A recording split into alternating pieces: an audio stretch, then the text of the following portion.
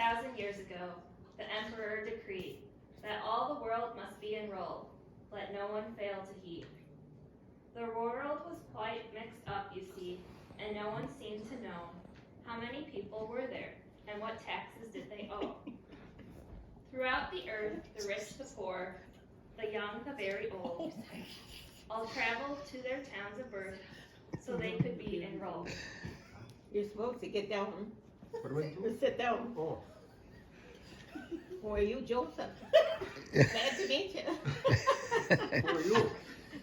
I'm supposed to be there. Oh. Who are you? Your wife. And so it was to Bethlehem, a man named Joseph went, to list his name and see how much he owed the government. Beside him Mary traveled too. Not once did she protest how long and hard the trip had been, how much she needed rest. In Bethlehem they found the inn and knocked upon the door. My rooms are filled, the owner yelled. I haven't any more. When Joseph told him quietly of gentle Mary's plight, that she would have a baby soon, perhaps that very night. The owner stood in thought and rubbed his bushy bearded jaw. I'll let you have the stable then. You'll have to sleep on straw. So Joseph and his wife unpacked and settled down to rest, not caring that they couldn't have the biggest and the best. They ate their supper slowly as they watched the sun go down, and yawned as darkness fell at last upon the little town. The night was silent. Everyone, it seemed, was fast asleep, except for the shepherds in the fields who had to watch their sheep.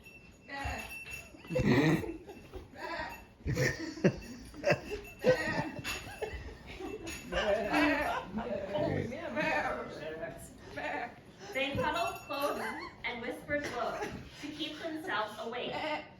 Then suddenly their eyes grew wide. Their knees began to shake. For there, above them, in the sky, an angel did appear. The glory of the Lord shone down, and they were filled with fear. The angel spoke, Fear not, behold, I bring you news of joy. In Bethlehem this very night was born a baby boy, who is the Savior, Christ the Lord. He'll win over death and sin. Upon a manger bed he lies, behind a lowly inn. And suddenly a multitude of angels filled the sky, their voices glorifying God and praising him on high. And peace on earth, goodwill to men, resounded through the air. It seemed there must have been at least 1,000,000 angels there. No longer did the shepherds quake with anxious fear and dread, and when the angels disappeared, the shepherds quickly said, Oh, let us go to Bethlehem and find the manger bed.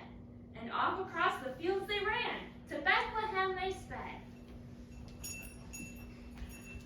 The manger wasn't hard to find, and there the shepherds' eyes fell on a sight that filled their hearts with wonder and surprise. For there was Joseph standing tall and gazing down with care upon his blessed Mary and the baby lying there. A wondrous child, the shepherds cried in voices of delight. See there, around him shines a strange and heavenly looking light.